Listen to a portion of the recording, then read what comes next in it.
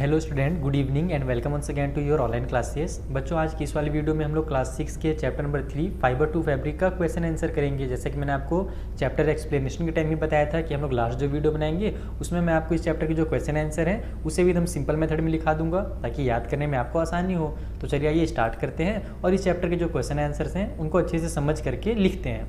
तो देखो, पहला जो क्वेश्चन है उसमें हमसे क्या बोला जा रहा है कि classify the following fibres as natural और सिंथेटिक। यानी यहाँ पर जो आपको फाइबर्स के नाम दिए गए हैं ना, ये नेचुरल है या सिंथेटिक है ये बताना है। तो नेचुरल मतलब आप जानते ही हो जो हमको हमारी प्रकृति से मिलता है, नेचर से मिलता है, और सिंथेटिक मतलब जो मैन मेड हो यानी जो हम इंसान बनाए हैं। तो यहाँ पर आपको साफ साफ, जैसे अगर आपने चैप्टर रीड किया होगा, अगर आपने चैप्टर वाले वीडियोस देखे होंगे है ना, तो आपको अच्छे से पता होगा कि कौन सा यहाँ पर नेचुरल है कौन सा सिंथेटिक है। आप खुद भी कर सकते हो। अगर वीडियोस आपने नहीं देखा तो जरूर देख लेना। ऊपर आई बटन जो आ रहा है ना उसमें भी आपको वीडियोस का लिंक मिल जाएगा, और नीचे डिस्क्रिप्शन बॉक्स में जाओगे और वहाँ भी ऑल वीडियोस ऑफ चैप्टर 3 में क्लिक करना तो इस चैप्टर के सारे वीडियोस मिल जाएंगे। एक्सप्लेनेशन वाला भी जो तीनों का 3 वीडियो था वो तीनों मिल जाएगा आपको।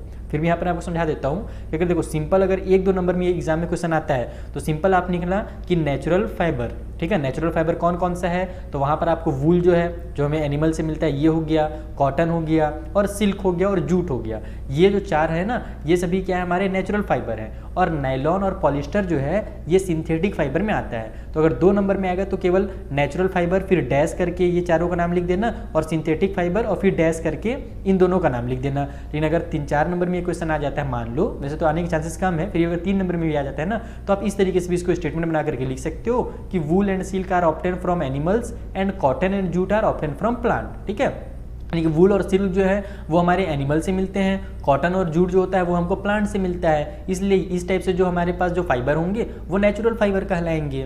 और जो नायलॉन और पॉलिस्टर है दूसरे साइड में, वो किससे बनाया जाता है, उसको हम लोग आर्टिफिशियली बनाते हैं। ठीक है, प्लास्टिक वगैरह का यूज करके बनाते हैं, इसलिए ये सब सिंथेटिक फाइबर कहलाते हैं। ऐसे भी आप लिख सकते हो। बाकी मैंने आपको सिंपल तरीके ही बता दिया कि 1-2 नंबर में आएगा तो डायरेक्ट आप नेचुरल फाइबर और सिंथेटिक फाइबर करके डैश डैश करके आंसर लिख देना, जैसे एग्जाम्पल लिखते हो ना उस तरीके से।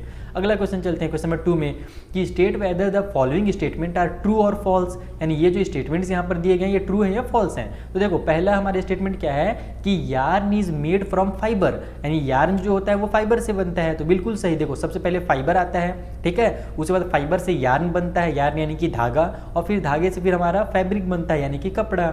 उसके बाद इसलिए क्या हो जाएगा, हमारा ट्रू हो जाएगा कि यार्न जो है वो फाइबर से ही बनता है। अगला question, spinning is a process of making fibres, यानी जो स्पिनिंग प्रोसेस है हमारा वो किस चीज को बनाने का प्रोसेस है, तो वो यार्न को बनाने का प्रोसेस है, धागे को बनाने का प्रोसेस है। जबकि यहाँ पर क्या बोल दिया कि spinning is the process of making fibre, यानी कि जो फाइबर्स होते हैं उनको बनाने का जो प्रोसेस है उसको स्पिनिंग बोलते हैं। तो ये बिल्कुल गलत है। स्पिनिंग किसको बनाने का प्रोसेस है, धागे को यानी यार्न को बनाने का प्रोसेस है। ठीक है, ये सभी ध्यान में रखना, केवल रट नहीं लेना कि ये फॉल्स है ये ट्रू है। क्यों फॉल्स है ये भी आपको जानना जरूरी है।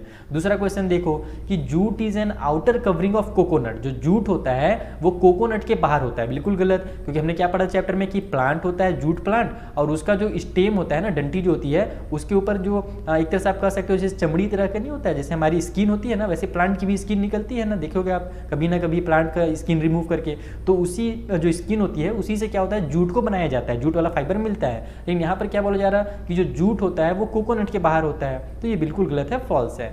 अगला देखो डी वाला, the process of removing seed from coconut is called ginning. यानी देखो, सबसे पहले जो कोकोनट का हमारा फ्लावर होता है ना, यानी कि प्लांट जो होता है कोकोनट का, उसमें उसके फ्रूट लगते हैं कोकोनट वाले, लेकिन उसमें क्या होता है बहुत सारे बीज होते हैं, उसके सीड होते हैं। तो फिर उसको अलग करने का जो प्रोसेस होता है उसको ही गिनिंग कहा जाता है। ये भी मैंने आपको चैप्टर में एक्सप्लेन किया था। तो ये बिल्कुल सही है कि जब हम लोग सीड को हटाते हैं कोकोनट से तो उस प्रोसेस को गिनिंग कहा जाता है। ठीक है, अगला क्वेश्चन में चलते हैं ई वाले में कि weaving of yarn make a piece of fabric, यानी कि यार्न को वीव करके। ठीक है, हम लोग वीविंग और 2 पढ़े थे ना, कौन सा एक था, एक तो वीविंग था और एक सीटिंग के क्या तो था। वीविंग नॉर्मली ज़्यादातर वीविंग ही यूज़ किया जाता है, नाइटिंग, हाँ दूसरा नाइटिंग था, KNI करके था, हाँ दूसरा जो प्रोसेस था नाइटिंग था।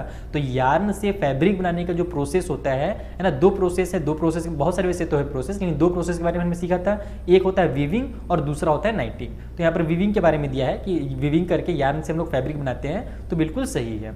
ठीक है, एफ वाला देखो यहाँ पर बोला जा रहा कि silk fibre is obtain from the stem of plant, यानी जो सिल्क फाइबर होता है वो प्लांट की स्टेम से मिलता है। जबकि मैंने आपको यहीं पर बताया ना कि जो जूट का फाइबर होता है वो प्लांट के स्टेम से मिलता है। सिल्क का फाइबर जो होता है ना वो सिल्क के वॉर्म से मिलता है। सिल्क का एक कीड़ा होता है पेड़ में, वो तूत वाला जो पेड़ होता है ना, फल वाला, उस पेड़ में पाया जाता है। इसके बारे में, सिल्क वाले के बारे में ना आप अगली क्लास में और डिटेल में पढ़ोगे, बहुत ही इंटरेस्टिंग स्टोरी होती है सिल्क की, इसीलिए ये फॉल्स हो जाएगा। ठीक है, कि सिल्क जो है प्लांट से नहीं मिलता अपने को। और पॉलिस्टर जो है वो नेचुरल फाइबर है, ये भी गलत। पॉलिस्टर हो गया, नाइलॉन हो गया, है ना, एथिलीन, पॉलीथीन, ये सब जितने भी चीज़ हैं ये सब मैन मेड है। मैन मेड यानी कि सिंथेटिक है, तो यहाँ पर इसको नेचुरल में ले आया, इसीलिए ये फॉल्स है। इसके बारे में हमने क्वेश्चन नंबर 1 में भी देखा था कि पॉलिस्टर जो होता है वो हमारा सिंथेटिक फाइबर होता है। अब आते हैं क्वेश्चन नंबर 3 में, जहाँ पर हमें फिल इन द ब्लैंक्स दिए गए हैं। तो जैसे देखो पहला हमारा क्वेश्चन है कि plant fibres are obtain from blank and blank, यानी कि जो प्लांट के फाइबर होते हैं वो हमको किससे किससे मिलते हैं। तो देखो प्लांट वाले फाइबर या तो स्टेम से मिलता है, जैसे कि ये जूट वाला हो गया, ये स्टेम से मिलता है इसलिए मैंने स्टेम लिखा है। और दूसरे से कोकोनट हो गया, वो हमको उसके फ्रूट से मिलता है। कोकोनट जो बॉल होता है ना, वो एक्चुअल में कोकोनट प्लांट का फ्रूट होता है। ठीक है, तो इसमें आप यहाँ पर फ्रूट और स्टेम दोनों लिख दोगे। और एनिमल के जो फाइबर होते हैं, जैसे कि हमारा वूल और सिल्क वाले, तो सिल्क फाइबर जो होता है जैसे मैंने आपको बताया ही, वो सिल्क वॉर्म से मिलता है। सिल्क का एक कीड़ा होता है, वो अपने मुंह से ना पतला पतला रेशा निकालता है और अपने चारों साइड लपेट लेता है। ये आप डोरेमोन में कहीं ना कहीं देखे होगे। जैसे मैं बचपन में डोरेमोन जब देखता था ना, तो मैंने देखा था डोरेमोन एक गैजेट देता है नोबिता को, जिससे वो भी सिल्क वॉर्म की तरह हो जाता है और उसके मुंह से बहुत सारा ऐसे निकलता है धागा, और वो एक कोकून में बदल जाता है, अंडे की तरह। वो सब आपको अगले क्लास में और डिटेल में बताऊंगा। फिलहाल आप इतना ही समझ लो कि जो एनिमल फाइबर होता है वो हमको सिल्क से मिलता है या फिर एनिमल के वूल से मिलता है। ठीक है, उसके बाल से मिलता है। क्लियर है? अच्छा सॉरी एक सेकेंड, यहाँ पर पहला जो क्वेश्चन था उसमें हमको क्या बोला गया था कि ये कहाँ कहाँ से मिलता है। ठीक है, प्लांट फाइबर, और इसमें हमसे कहाँ से मिलता है ये नहीं बोला जा रहा है, ये कौन कौन से हैं ये पूछा जा रहा है। एनिमल फाइबर आर मतलब ये कौन कौन से होते हैं एनिमल फाइबर। तो वूल एक एनिमल फाइबर है, वूल यानी कि ऊन, जिससे भी हम स्वेटर पहनेंगे ना ठंडी के दिनों में, वो ऊन से बना होता है, वूल से बना होता है, मोटे मोटे।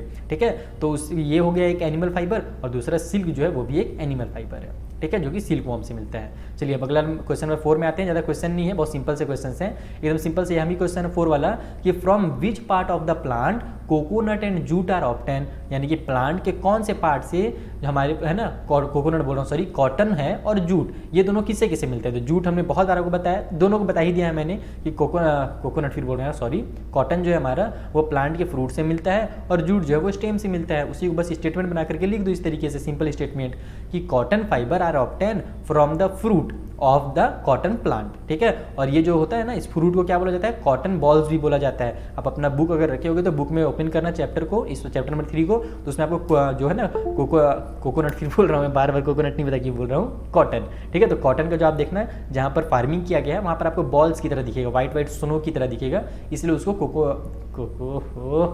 रुको मैं पानी पी लेता हूँ, एक सेकंड रुको। तो चलो मैंने पानी पी लिया, अब इसको मैं कोकोनट नहीं बोलूँगा, कॉटन नहीं बोलूँगा। ठीक है, तो कॉटन बॉल्स होते हैं, वही हमारा जो कॉटन का फाइबर होता है ना, कॉटन का जो फ्रूट होता है उसको ही कॉटन बॉल बोला जाता है। तो आप इसको नहीं भी लिखोगे तो भी चलेगा, बस इतना ही लिख देना कि cotton fibre are obtain from the fruit of cotton plant, और जो जूट फाइबर होता है वो ऑब्टेन किया जाता है स्टेम ऑफ जूट प्लांट। ठीक है, आगे चलते हैं जल्दी से। 5th नंबर वाला क्वेश्चन कर लेते हैं। Name 2 items that are made from coconut fibre. अब देखो यहाँ पर कोकोनट आ रहा है, वहाँ पर कॉटन था, इसी दिनों में मैं बार बार वो हो जा रहा है, यानी मुंह लड़खड़ा जा रहा है हमारा, थोड़ा जबान लड़खड़ा जा रहा है। तो देखो कोकोनट जो फाइबर होता है उसमें आपको चैप्टर में बताया था कि बहुत सारी चीज़ें बनाई जाती है। मेन जो होता है रोप्स होते हैं, रस्सियाँ, इसी बहुत मजबूत रस्सियाँ होती हैं, और उसके अलावा बास्केट्स भी बनाए जाते हैं। फिर जो मैट होता है ना, चटाई वगैरह, वो भी बनाया जाता है, और भी बहुत सारी चीज़ें बनाई जाती है कोकोनट फाइबर से। तो 2 में आप यहाँ पर रोप्स और बास्केट लिख दो, आपका काम हो जाएगा। ठीक है, लास्ट क्वेश्चन चलते हैं क्वेश्चन नंबर 6 में। तो explain the process of making yarn from fibre, यानी जो फाइबर आता है हमको, जो प्लांट्स वगैरह से हमको यहाँ पर फाइबर मिल गया, जैसे हमारा कॉटन वाला फाइबर मिल गया, तो उससे यार्न को कैसे बनाया जाता है। ठीक है, यार्न यानी कि धागा कैसे बनाते हैं। तो यार्न बनाने की जो प्रोसेस होती है उसको स्पिनिंग कहते हैं, मैंने आपको पहले ही एक्सप्लेन किया था ट्रू फॉल्स में। तो इसको ऐसे लिखोगे कि the process of making yarn from fibre is called spinning, यानी जो प्रोसेस होता है यार्न को बनाने, किससे बनाने से, तो फाइबर के द्वारा बनाने का, तो उसको हम लोग स्पिनिंग कहते हैं। और the fibres are first drawn out from their source, यानी जो फाइबर होते हैं ना उनको पहले उनके सोर्स से लेकर के आया जाता है। जैसे कि अगर हम लोग क्या बोल सकते हैं, आप कॉटन वाला अगर आप बना रहे हो तो कॉटन का हमारा जो फाइबर होगा उसको उसके सोर्स यानी उसके प्लांट से लेकर के आया जाएगा, निकाल करके लाया जाएगा। उस तरीके से अगर आप वूल बना रहे हो तो उसको एनिमल के बाल को ना कट करके निकाला जाता है ट्रिमर से। ठीक है, उसके बाद ट्रिम करके, जैसे हम लोग टकलू होते हैं ना, मुंडन वगैरह होता है ना, सेम उसी तरीके से एनिमल का मुंडन किया जाता है, सीप वगैरह का, और बाल निकाला जाता है। उसके बारे में आप वीडियो वगैरह देख सकते हो, यूट्यूब बहुत सारे वीडियो मिल जाएंगे आपको उसके। ठीक, तो मतलब उसके सोर्स से मतलब क्या करते हैं, सबसे फाइबर को लाते हैं और फाइबर को फिर घुमा करके मोड़ करके उसको यार्न बनाया जाता है। और जो डिवाइस यूज़ किया जाता है, एक तो होता है तकली, ठीक है, इसको तकली नहीं बस पढ़ना, तकली पढ़ना है, त होता है ये वाला त, ठीक है, ट नहीं होता है, टमाटर वाला नहीं पड़ेगी। जो तकली होता है और दूसरा चरखा होता है, ये दो डिवाइस यूज़ किए जाते हैं। तो the devices use in spinning are takli and charkha. तो ये इस टाइप से हमें क्वेश्चन आंसर एकदम सिंपल मैंने आपको समझा दिया। आई होप आपको एकदम क्लियरली समझ में भी आ गया होगा और याद करने में भी आसानी होगी। अब मिलते हैं अपन नेक्स्ट वीडियो में, जहाँ पर जो आगे के चैप्टर्स हैं उनको भी मैं आपको इसी तरीके से एक्सप्लेन भी कर दूंगा और उनके क्वेश्चन आंसर भी लिखवा दूंगा। ठीक है, थैंक यू फॉर वॉचिंग।